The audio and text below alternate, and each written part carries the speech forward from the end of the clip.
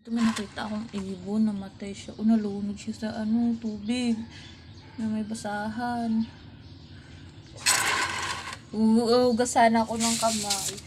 Nakita ko yung ibon, di siguro siya dumapo. Nalunod siya. Aroy, kawawa man yung ibon. Ba't yan siya nagdapo sa may tubig? Lunod talaga siya dyan eh. Wala mo yung tanggalin natin siya sa may tubig. Ay, wait lang. Alam mo yung amo to dito naglutang-lutang. Hindi ka na sa part.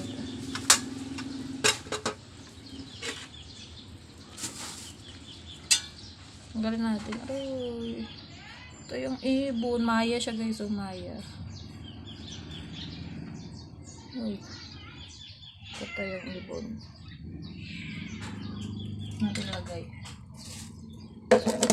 Lang. Dipin natin siya dito guys. Dito na siya ilagay.